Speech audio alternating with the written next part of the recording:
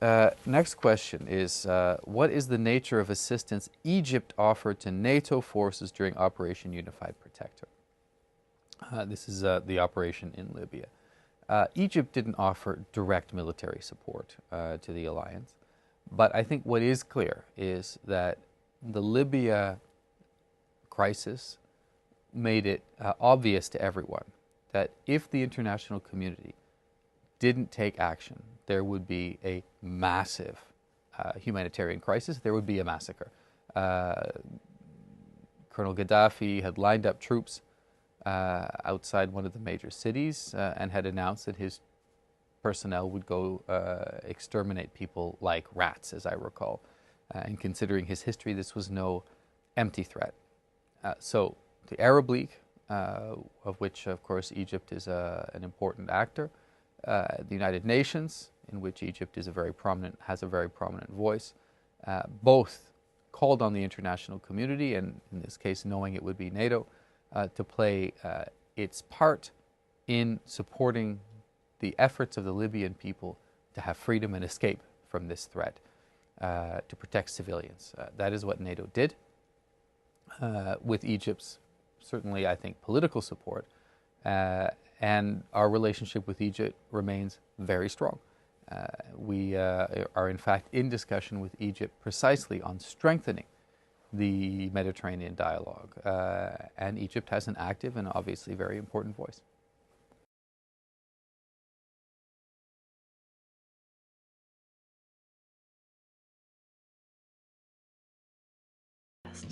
The resolutions passed against Libya are based on various allegations. Notably on the statement claiming that Gaddafi had led jet attacks on his own people and engaged in a violent repression against an uprising, killing more than 6,000 civilians. These allegations were spread before they could have been verified, but it was on the basis of this claim that the Libyan Jamahiriya government was suspended from the UN Human Rights Council before being referred to the UN Security Council. One of the main sources for the claim that Gaddafi was killing his own people is the Libyan League for Human Rights, an organization linked to the International Federation of Human Rights, the FIDH. Vous faites état de nombreux crimes en Libye. Par exemple, au 17 mars, vous faites état de 6 000 morts, 12 000 blessés, 500 disparus, 700 viols et 75 000 réfugiés. Au 31 mai, vous parlez de 18 000 morts, 46 000 blessés, 28 000 disparus, 1600 viols et 150 000 réfugiés. Si nous on se rend en Libye, parce que c'est ce qu'on va faire, qu'est-ce que vous nous conseillez pour réussir à documenter tout ça en fait? Il n'y a aucun moyen. Vous savez, le gouvernement libyen ne donne jamais des informations sur les droits de l'homme. Donc il faut juste faire une évaluation de la chose. Et moi, je n'ai pas pris ça de n'importe qui, j'ai pris ça du Premier ministre libyen, de l'autre côté, donc du Conseil national provisoire. C'est le Premier ministre, monsieur Mahmoud Al-Gaddafi. D'accord. C'est lui qui a déclaré et qui a donné ces chiffres. So it seems the man behind these numbers is Mahmoud of the Wafala tribe, Mahmoud Jibril, the number 2 and Prime Minister of the Libyan Transitional Council. Vous savez, moi, ces gens-là qui sont au gouvernement, on était le même groupe. Et ils sont membres de la Ligue de l'Est. Le ministre de l'information, par exemple, et le ministre de l'Éducation, et le ministre du Pétrole et des Finances, ce sont des membres de notre Ligue. D'accord. Oui, mais de quel gouvernement? Du gouvernement provisoire. D'accord, du CNT. Ouais. Mercenaries shooting people in the eastern city of Benghazi. Il est entouré d'un corps de mercenaires payés grassement. African mercenaries. To have mercenaries brought in from that state into Libya. Geneviève Garrigos, president of Amnesty International France, was invited to speak by the channel France 24 on the 22nd of February 2011, which is the following day after the alleged Libyan army attack on their civilian population. Et d'ailleurs, nous, vendredi et samedi, on avait des informations comme quoi, dans les troupes qui étaient envoyées contre ces manifestants, il y aurait eu des mercenaires étrangers, justement pour accélérer le processus de répression. Geneviève Garrigos claimed she had information regarding foreign mercenaries working on the side of the Libyan army. This claim will also be presented by the Dr. Slimane Bouchouiguer in the United Nations Human Rights Council. These mercenaries seem to have carte blanche to pillage and kill all civilians without distinction. Nevertheless, 5 months later, and after an inquiry by Donatella Rovera in Libya, the position of Geneviève Garrigos is entirely different.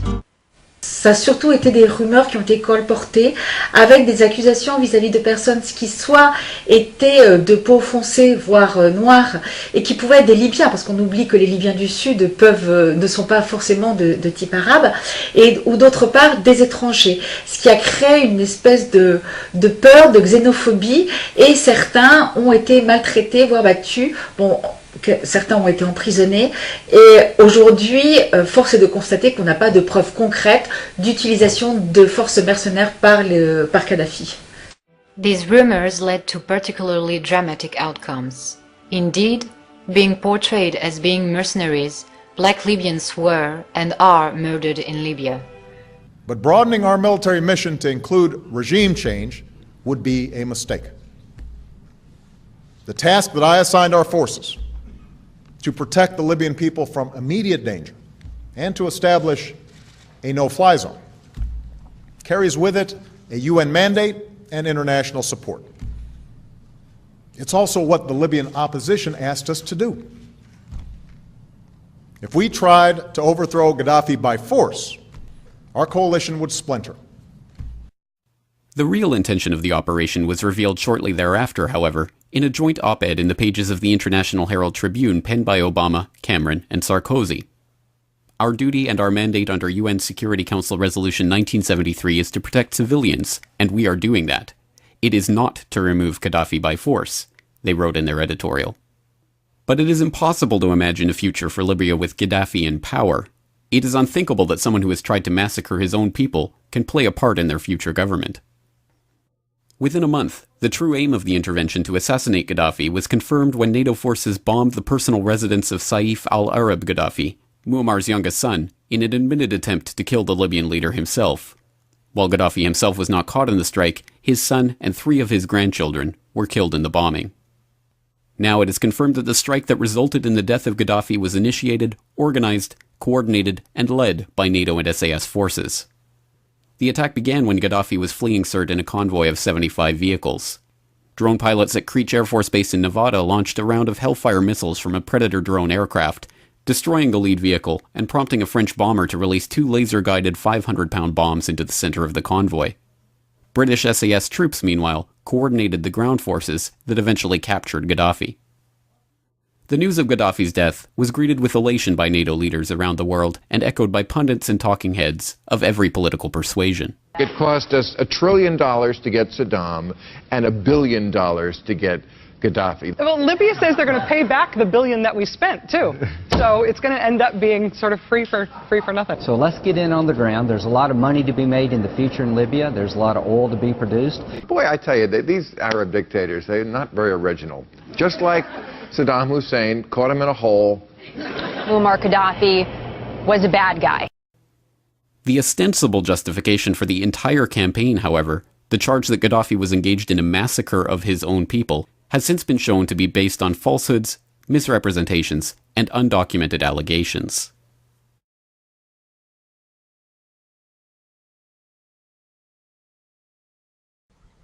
Hello there everyone, welcome back to Press for Truth TV. Today is Wednesday, September the 12th, 2012, and there's some major news in the headlines today as late last night there was an attack in Libya. The U.S. ambassador to Libya has just been murdered, and what I'm hearing today, for the most part, largely from the mainstream media, is that this attack is a reactionary retaliation in response to a film that was released that has upset the Muslim community because it depicts the Prophet Muhammad in a satirical way. But I think the point that the mainstream media is leaving out and missing out on in this huge story today is the fact that this is more proof that nothing good is coming out of the Obama administration's military intervention in Libya, which was all done under the guise of humanitarianism. And now we're starting to see just what kind of things are coming out of such action. Texas, today is Wednesday, September 12th, 2012. This channel is all about world news and Bible prophecy. With that being said, let's get right into the first story. This comes to us out of Reuters. I'm sure you've heard this by now. It's been all over the news. U.S. ambassador to Libya killed in Benghazi attack. U.S. ambassador to Libya and 3 embassy staff were killed in an attack on the Benghazi Consulate and a safe house refuge. Hundreds of U.S. State Department employees gathered in a military hangar to honor their fallen colleagues killed at the mission in Benghazi on Tuesday in an assault on the compound. Ambassador Chris Stevens, Sean Smith, Tyrone Woods, and Glenn Doherty. Libyan investigators and the FBI are trying to find those responsible. First of all, I'll say, even though you referred to the loss of life of Ambassador Stevens and others as their passing, I would refer to it as their murder. That's all it was murder.